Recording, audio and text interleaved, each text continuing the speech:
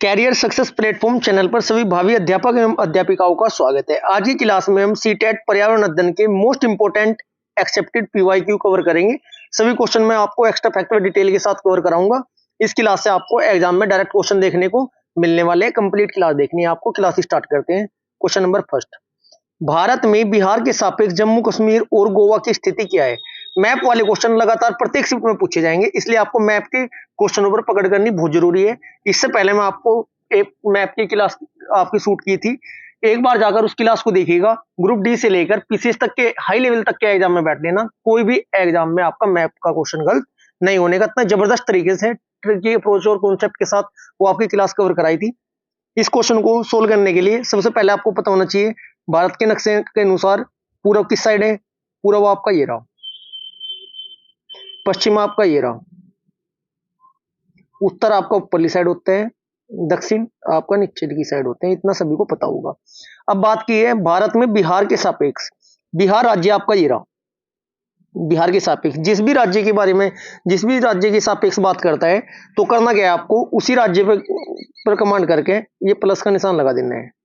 ठीक है जी। इससे क्या होगा, आप डायरेक्शन बड़े आसान तरीके से निकाल सकते हो। अब बिहार के सापेक्ष पहले जम्मू कश्मीर बोला है, तो जम्मू कश्मीर कहाँ है आपका? जम्मू कश्मीर ये रहा, ये है बिहार। अब ये देखो, ये उत्तर है, ये आपका पश्चिम है। इसका मतलब क्या हुआ, जम्मू कश्मीर उत्तर पश्चिम आपका आंसर आया। उत्तर पश्चिम आंसर का मतलब क्या है? ऑप्शन नंबर थर्ड में उत्तर पश्चिम है पहले नंबर पे, यही आपका राइट आंसर हो जाएगा। आगे आपको चेक करने की भी जरूरत नहीं पड़ने की, लेकिन मैं आपको पूरा कंप्लीट सोल्व कराऊंगा। अब बात की है जम्मू कश्मीर के बाद गोवा, बिहार हमारा ये है ही। ठीक है जी। जो गोला मैं लगा रहा हूँ, गोला बिल्कुल ये ब्लैक कर दिया। अब बात की है किसकी? गोवा की।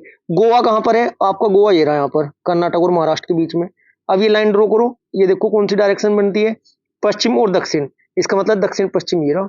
ऐसे ही आपको सोल्व आउट करने, क्योंकि देखो यहाँ पे तो मैं आपको मैप पर कवर करा रहा हूँ, एग्जाम में आपको मैप नहीं मिलने का, इसलिए आपको पूरे भारत के नक्शे पर कमांड होना बहुत जरूरी है। चलो मैं आपको एक बार रिवाइज भी करा देता हूँ, साथ के साथ ही याद कैसे रखोगे नेक्स्ट क्वेश्चन सोल्व करने के लिए।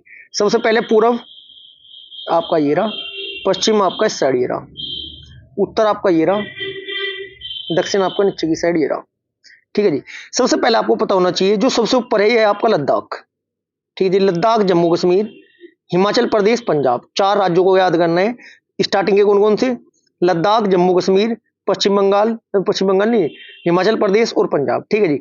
उत्तराखंड ये रहा, ऊपर की साइड उत्तर में 5 राज्य पड़ते हैं आपके, कौन कौन से एक बार रिवाइज करा देता हूं मैं। लद्दाख, जम्मू कश्मीर, हिमाचल प्रदेश, पंजाब, उत्तराखंड। उत्तराखंड की जस्ट निचली साइड उत्तर प्रदेश सभी को पता है। उत्तर प्रदेश, मध्य प्रदेश, राजस्थान, बीच में आपका क्या बचा है? आपका हरियाणा। कवर हुए सभी के।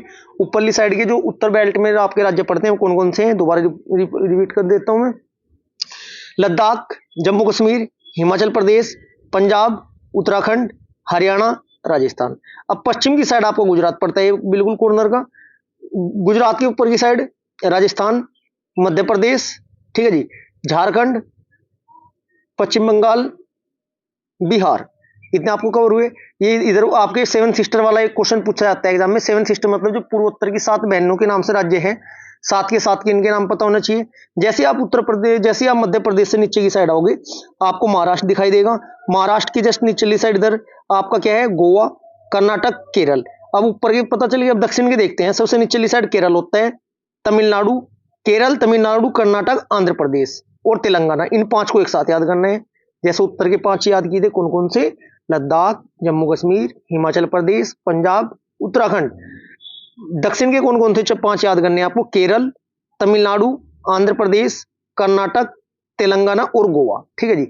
7 सिस्टर पूर्व के 7 हो गए, और पश्चिम के साथ पश्चिम के 4 याद कर लेना बड़े बड़े। मैं एक बार बिल्कुल ब्लैंक कर देता हूं। पश्चिम के 4 कौन कौन से? गुजरात, राजस्थान, मध्य प्रदेश, महाराष्ट्र। यदि आप ऐसे को करके कमांड करोगे दिशा के हिसाब से, आपके पूरा मैप माइंड में सेट हो जाएगा। साथ के साथ 2 चीज और बताऊंगा मैं आपको, जो ये भारत के बीचों बीच से हो जाती है 23.5 डिग्री उत्तरी अक्षांश पर कौन सी रेखा होती है? इसको बोला जाता है कर्क रेखा, जो भारत के 8 राज्यों से होकर जाती है। और जो एक ये 82.5 डिग्री पर होती है, 82.5 डिग्री पूर्वी देशांतर रेखा जो होती है 82.5 वाली, ये होती है कौन सी? ये होती है मानक समय रेखा, जो भारत के 5 राज्यों से होकर गुजरती है। 5 राज्य कौन कौन से देखिएगा? उत्तर प्रदेश 1, मध्य प्रदेश 2, छत्तीसगढ़ 3, उड़ीसा 4, आंध्र प्रदेश 5। मानक समय रेखा भारत के 5 राज्यों से होकर गुजरती है। कर्क रेखा भारत के 8 राज्यों से होकर गुजरती है। अब कुछ भी आपसे पूछा जा सकता है, मेनली तमिलनाडु पूछ लेगा। इस साइड आपको पता होना चाहिए, आपको ये बंगाल की खाड़ी है। पूर्व की साइड क्या होता है? बंगाल की खाड़ी।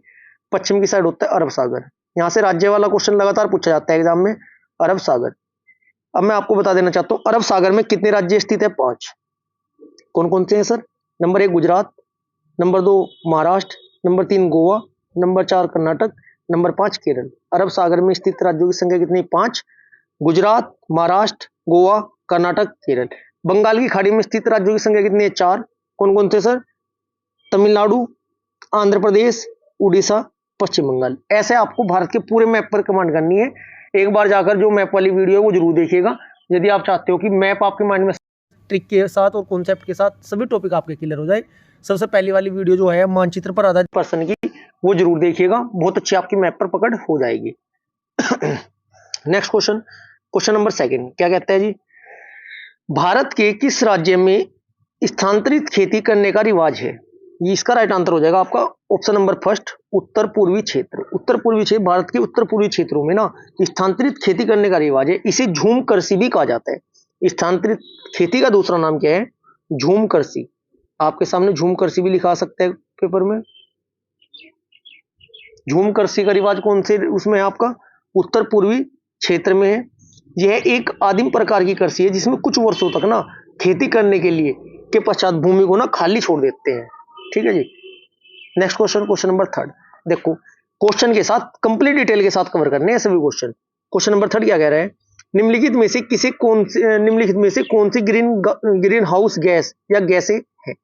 अब आपको सबसे पहले पता होना चाहिए, 5-6 याद करनी है, क्योंकि इन्हीं से बार बार क्वेश्चन में ऑप्शन रिपीट होते हैं। नंबर 1 कार्बन डाइऑक्साइड होती है, नंबर 2 जलवाष्प होती है, नंबर 3 मीथेन होती है, नंबर 4 ओजोन होती है, नंबर 5 नाइट्रस ऑक्साइड होती है, नंबर 6 फ्लोर होती है। कौन सी गैस है पूछा है इसने। क्या पूछा है का मतलब क्या हुआ? देखो, कार्बन डाइऑक्साइड होती है, जी सर होती है। मीथेन होती है, जी सर होती है। जलवाष्प होता है, जी सर होता है। उपरोक्त सभी इसका आपका राइट आंसर हो जाएगा। यदि इन 3 ऑप्शनों के अलावा आपको ओजोन भी ऑप्शन में मिल सकता है, नाइट्रस ऑक्साइड भी मिल सकता है, क्लोरो भी आपको ऑप्शन में मिल सकता है, इसलिए आपको 6 की 6 का पता होना चाहिए। पृथ्वी के वायुमंडल में उपस्थित प्रमुख ग्रीन हाउस गैसें कौन कौन सी? कार्बन डाइऑक्साइड, जलवाष्प, मीथेन, क्लोरोफ्लोरोकार्बन, नाइट्रस ऑक्साइड और ओजोन। इतना आपको पता होना जरूरी है। नाइट्रस ऑक्साइड को N2O भी बोला जाता है, N2O, इतना याद रखना जरूरी है। नेक्स्ट क्वेश्चन, क्वेश्चन नंबर आपका 4। ताजमहल के पीले होने के लिए निम्नलिखित में कौन सा जिम्मेदार है? क्वेश्चन नंबर 4 का आपका राइट आंसर हो जाएगा option number 2 sulphur dioxide. Next question, question number आपका 5। गोलकुंडा किला किसने बनाया था? गोलकुंडा किला किसने बनाया था? ये भी क्वेश्चन एग्जाम में पूछा जाता है। राइट आंसर हो जाएगा आपका काकतीय राजवंश ने। किसने बनाया था? काकतीय राजवंश ने बनाया था। Next question, question number 6। 15 gram milligram आयतन घनत्व और 3 ml आयतन वाले किसी वस्तु को द्रव्यमान क्या होगा? घनत्व बराबर क्या होता है? इतना पता होना जरूरी है, तभी निकाल पाओगे। घनत्व बराबर होता है द्रव्यमान, द्रव्यमान बटे आयतन।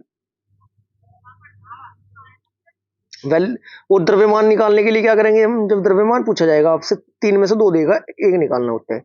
द्रव्यमान क्या हो जाएगा? द्रव्यमान निकालना होता है, तब इनकी गुणा हो जाती है दोनों की। इसका मतलब क्या हो जाएगा? द्रव्यमान बराबर आयतन इंटू घनत्व, वॉल्यूम इंटू डेंसिटी। आयतन कितने हैं? 15 गुना 3। 15 आयतन, घनत्व आपका 15 था, आयतन आपका 3 है, 15 तिया 45 ग्राम आपका राइट आंसर हो जाएगा ऑप्शन नंबर 2। बहुत आसान होते हैं, बस आपको लेकिन कॉन्सेप्ट पता होना बहुत जरूरी है। नेक्स्ट क्वेश्चन, क्वेश्चन नंबर आपका 7। निम्नलिखित में से कौन सी अदिश राशि है? क्वेश्चन नंबर 7 का आपका राइट आंसर हो जाएगा ऑप्शन नंबर 1 द्रव्यमान। अब द्रव्यमान तो पता होना चाहिए, प्रमुख अदिश राशियों के उदाहरण द्रव्यमान भी मिल सकता है ऑप्शन में, रफ्तार मिल सकता है, दूरी, समय, आयतन, घनत्व और तापमान। इनमें से कुछ भी मिलेगा, आपको क्लिक करना होगा। Next question, question number 8। एक ऐसी वस्तु जिसमें से कोई प्रकाश किरण गुजर नहीं सकती कहलाती है, क्या कहलाती है? राइट आंसर हो जाएगा आपका अपारदर्शी। क्या हो जाएगा आपका? अपारदर्शी। अपारदर्शी क्या होता है बच्चों? ऐसी वस्तु है जिसमें कोई प्रकाश की किरण नहीं गुजर सकती, अपारदर्शी कहलाती है। जैसे दीवार, और दूसरी बात, ऐसी वस्तु जिसमें प्रकाश की किरण आर पार हो जाए उसे क्या बोलते हैं, पारदर्शी कहलाती है, जैसे कांच।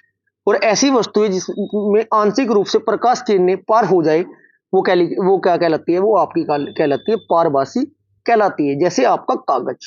इतना आपको पता होना जरूरी है। मैं आपको तीनों के ही एग्जाम्पल बता दिए हैं और परिभाषा भी बता चुका हूं। Next question, question number 9। पृथ्वी की सतह पर किसी वस्तु का भार क्या होगा जिसका द्रव्यमान चंद्रमा की सतह पर 10 किलोग्राम है। क्वेश्चन नंबर आपका 10 गुणा 6 होता है, 1/6 होता है, 10 की 60 किलोग्राम हो जाएगा। ऐसा सर क्यों होता है, ये तो पता होना चाहिए ना। हमें पता है बच्चों, चंद्रमा पर वस्तु का भार कितना होता है, कुल 1/6 होता है। 1/6 गुना पृथ्वी पर वस्तु का भार। जब आप 10 बराबर 1/6 करोगे तो 10 की गुना 6 में हो जाएगी, 10 की 60, इसलिए ऐसे निकल कर आएगा ये। नेक्स्ट क्वेश्चन, क्वेश्चन नंबर आपका 10। एक विलेय का क्वेश्चन नंबर 10 क्या कहता है, एक विलेय का विघटन दर खालिस्तान पर निर्भर करता है। किस चीज पर निर्भर करता है, ये इसके सतह क्षेत्र पर करता है। किस पर करता है, सतह क्षेत्र पर। राइट आंसर आपका ऑप्शन नंबर सी हो जाएगा। Next question, question number 11। बाला का पूरा रूप क्या है। बाला का पूरा रूप है बच्चों क्या, अधिगम सहायक के लिए के रूप में बिल्डिंग। ठीक है जी, बिल्डिंग एज लर्निंग एड्स, ये आपका ऑप्शन नंबर 3 आपका राइट आंसर हो जाएगा। हिंदी में अभी आपको पता होना चाहिए। ठीक है जी, आज की हमारी जो क्लास के प्रीवियस ईयर क्वेश्चन थे यहीं पर समाप्त होते हैं। नेक्स्ट क्लास में आपको इससे अलग पेपर के जो भी क्वेश्चन होंगे उन्हें एक्स्ट्रा फैक्टर डिटेल के साथ कवर कराऊंगा। यदि आपको क्लास अच्छी लगी है, वीडियो को लाइक करें, शेयर करें, चैनल को सब्सक्राइब करें। Thank you.